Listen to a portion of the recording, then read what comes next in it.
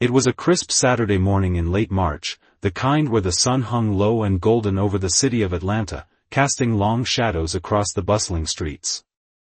Marcus Kane adjusted the worn leather strap of his backpack in the reflection of his car's side mirror.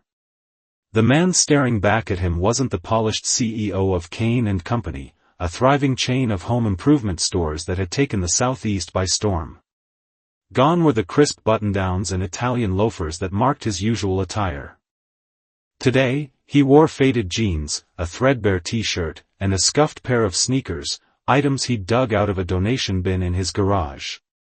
His trademark close-cropped beard was hidden beneath a disposable face mask, and a faded Braves cap sat low over his eyes. To the world, he was just another guy, unremarkable and unnoticed. Marcus wasn't here to play dress-up for fun. At 42, he'd spent 2 decades building Kane & Company. From a single hardware store in a struggling neighborhood into a multi-million-dollar empire with 47 locations across 5 states.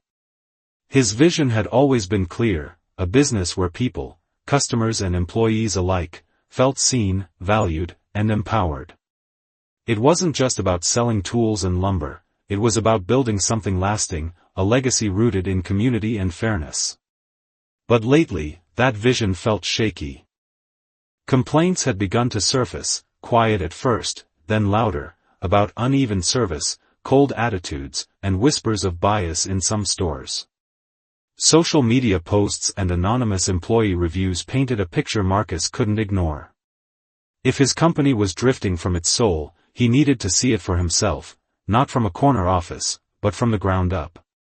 The store he'd chosen wasn't random. Located in a busy strip mall just north of downtown Atlanta, it was the third Kane & Company he'd ever opened, a milestone that had marked his leap from local dreamer to regional player. Back then, he'd spent weeks on the floor, hammering shelves into place, training staff, and greeting every customer with a handshake.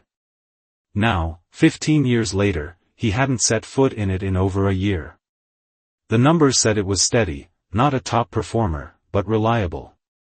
Still, something about it called to him, a gut feeling he couldn't shake. Today, he'd walk in as a stranger, stripped of his title, to test the heartbeat of the place he'd built. Marcus stepped out of his beat-up Toyota, a loaner from his cousin, and locked the door with a satisfying click. The parking lot buzzed with weekend energy, families hauling kids in tow, contractors loading up supplies, retirees browsing for gardening gear. He slung his backpack over one shoulder and took a slow breath, the faint scent of asphalt and blooming dogwoods filling his lungs. This was it.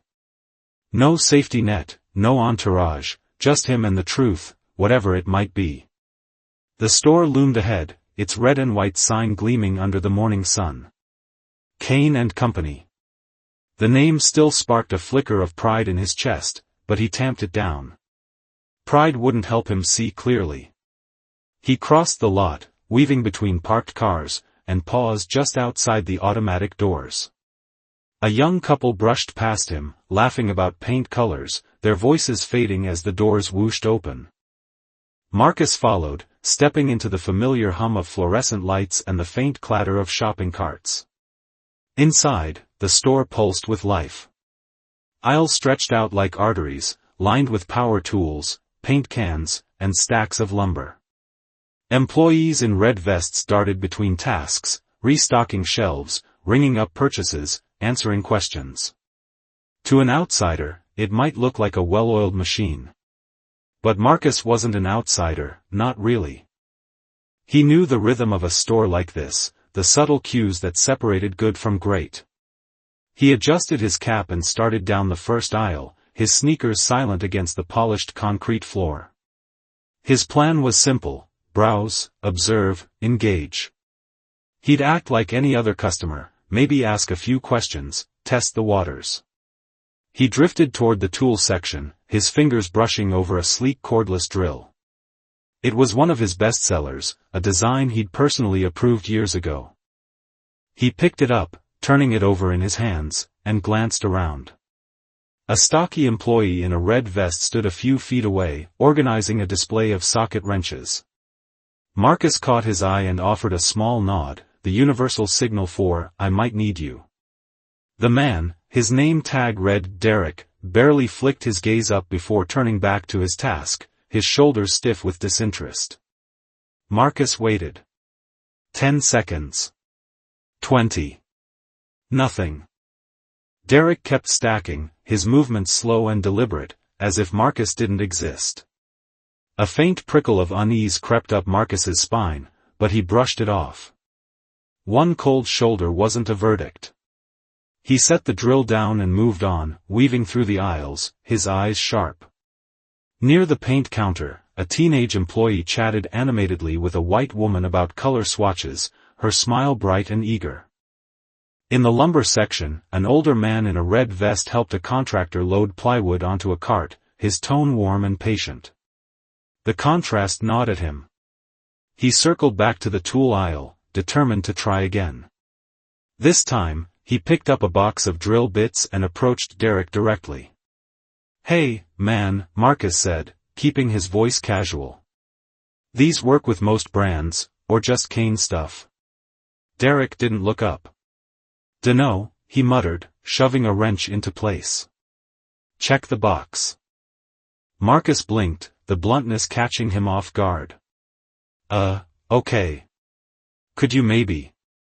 "Everything's on the box," Derek cut in, his tone flat and final.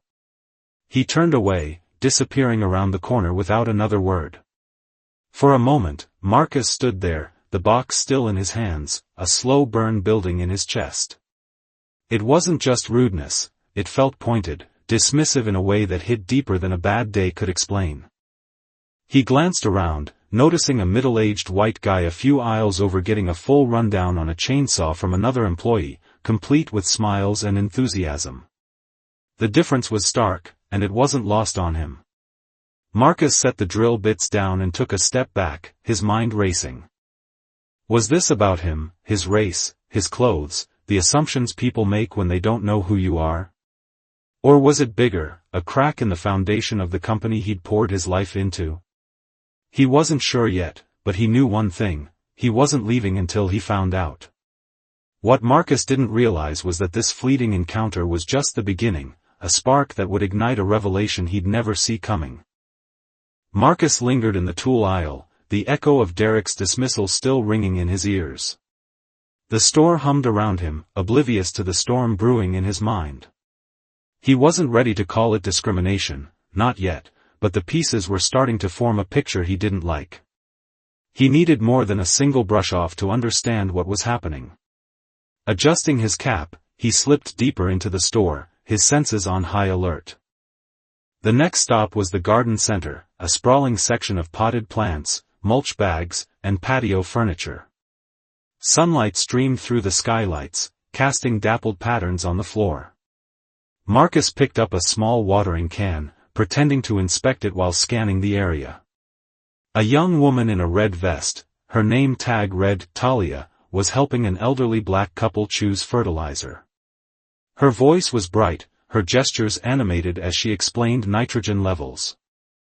The couple nodded, clearly appreciative, and Marcus felt a flicker of relief. Maybe Derek was the outlier, not the rule. He set the watering can down and approached Talia as she finished with the couple. "Excuse me," he said, offering a friendly smile. "I'm looking for something to keep deer out of my yard. Any recommendations?" Talia turned, her smile faltering for a split second before she recovered. Yeah, we've got some repellents over here," she said, pointing vaguely to an aisle 2 rows over. "They're pretty good, I guess."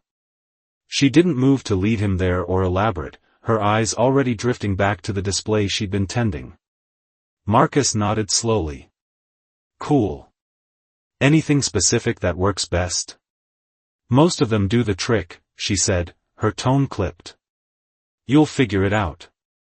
With that, she turned away, busying herself with a stack of planters. The brush-off wasn't as blatant as Derek's, but it stung all the same.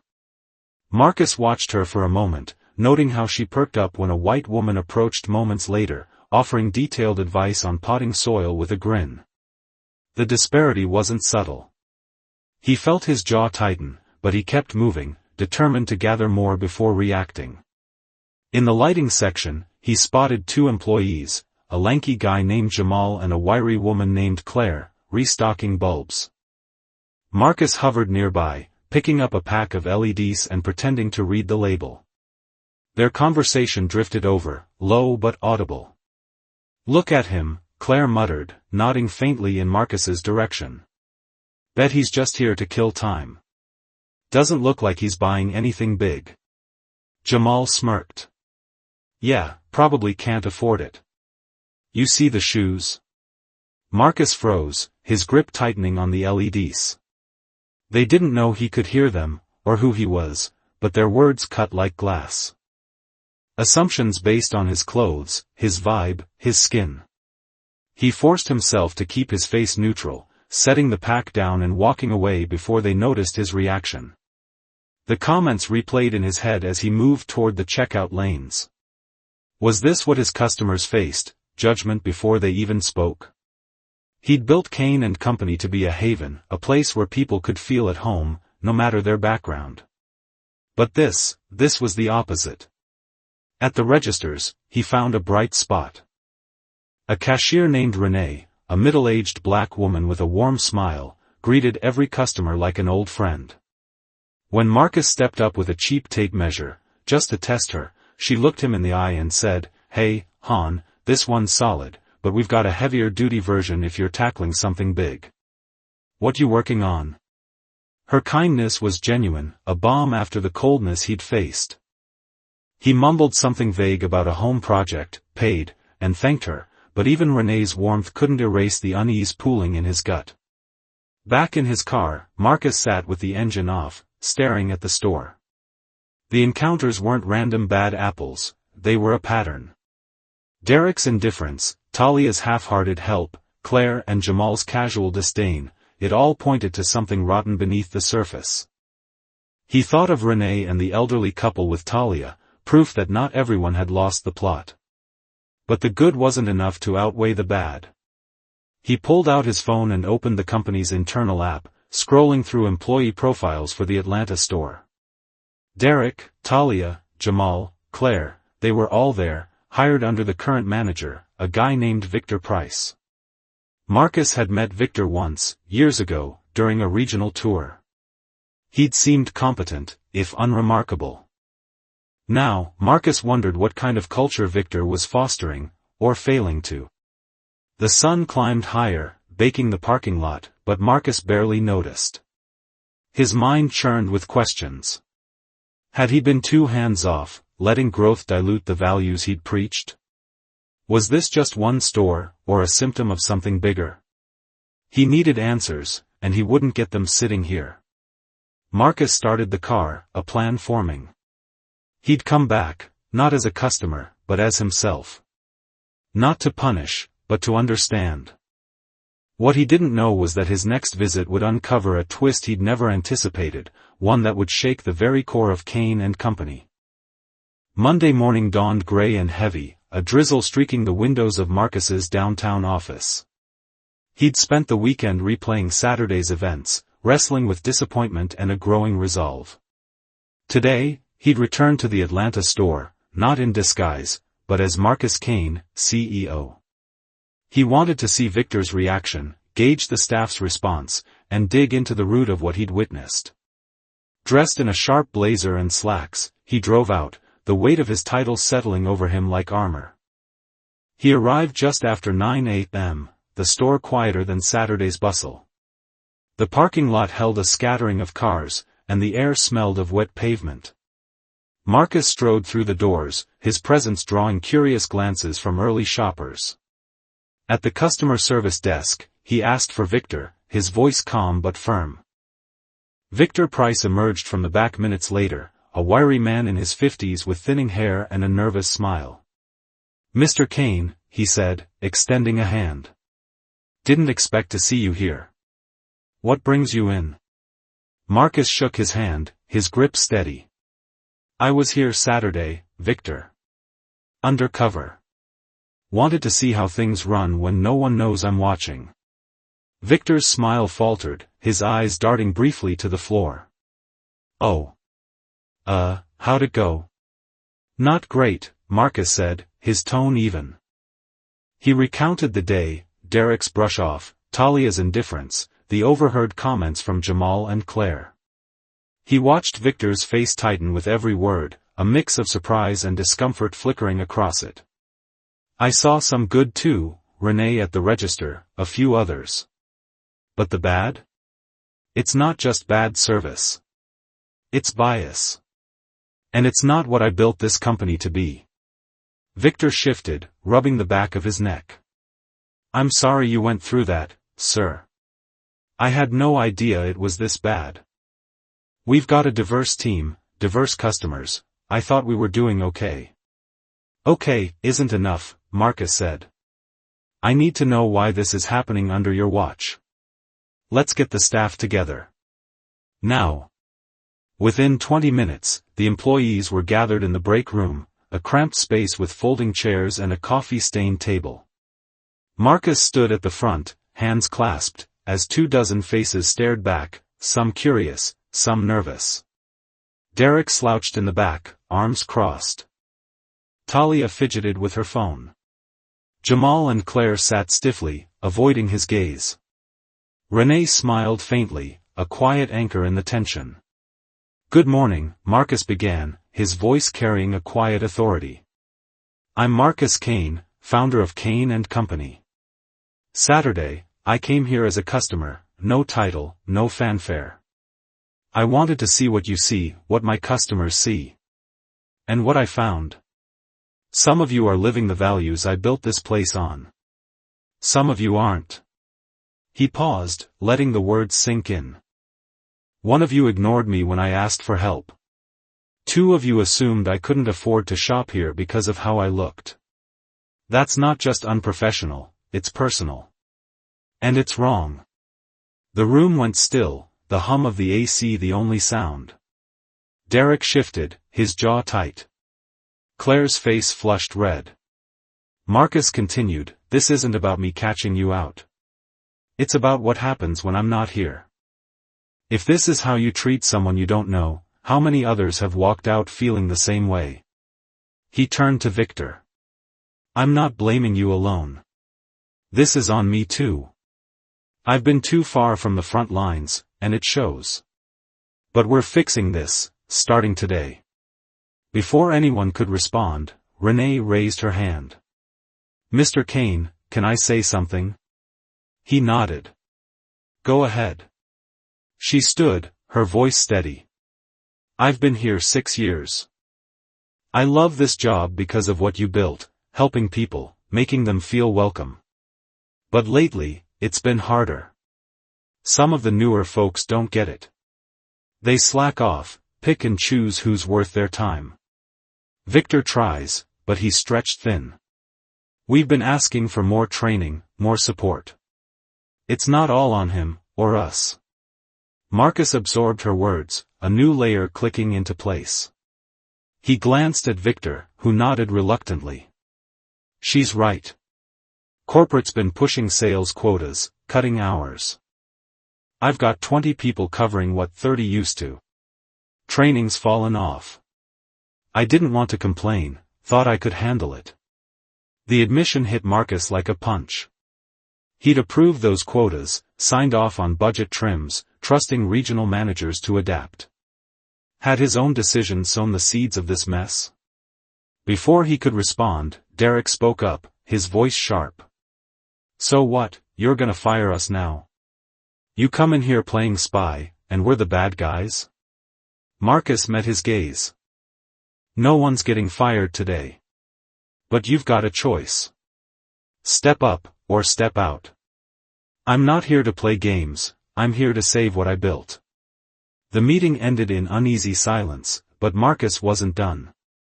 Back in Victor's office, he dug into records, turnover rates, customer feedback, training logs. The deeper he went, the clearer it became, the store wasn't failing because of bad people, but because of a system stretched too thin. And then came the twist. Victor handed him a stack of emails he'd sent to corporate over the past year, begging for resources, flagged as low priority by Marcus's own team. Marcus stared at the pages, his stomach sinking. The problem wasn't just in the store, it was in him. Marcus left Victor's office with the emails clutched in his hand, a storm of guilt and determination raging inside him. The drizzle had stopped, leaving the parking lot slick and reflective under a breaking sky. He slid into his car and sat there, the weight of the day pressing down. He'd come to confront his staff, but the mirror had turned on him. Those emails, Victor's pleas for help, were a paper trail of his own neglect. He'd been so focused on expansion, on numbers, that he'd let the soul of Kane and Company slip through his fingers. Back at his downtown office, Marcus called an emergency meeting with his executive team. No polished presentations, no excuses, just the raw truth. "We've been chasing growth at the expense of our people," he said, slamming the emails on the table. "This stops now. I saw it myself, our stores are cracking, and it's on us." Over the next week, Marcus launched a full overhaul. He rolled back the quotas, reinstated training budgets, and hired a diversity consultant to root out bias. He spent days in the Atlanta store, not as a CEO barking orders, but as a leader listening, to Victor, to Renee, even to Derek, who grudgingly admitted he'd been burned out. Marcus worked the floor alongside them, restocking shelves, ringing up customers, rebuilding the connection he'd lost. The real test came a month later. Marcus returned to the Atlanta store undercover again, same jeans, same cap. This time, Derek spotted him in the tool aisle and jogged over. "Hey, need help with that drill?" he asked, his tone gruff but earnest. Marcus smiled behind his mask. "Yeah, tell me about it." Derek launched into a solid pitch, no attitude, no shortcuts. In the garden center, Talia walked him through deer repellents with patience. The air felt different, lighter, warmer. Back in his car, Marcus pulled off the cap and exhaled. It wasn't perfect, but it was progress. He'd faced the ugly truth, about his stores, his people, himself, and turned it into something stronger. Kane and Company wasn't just a business anymore, it was a promise renewed. And for Marcus, that was the legacy worth building.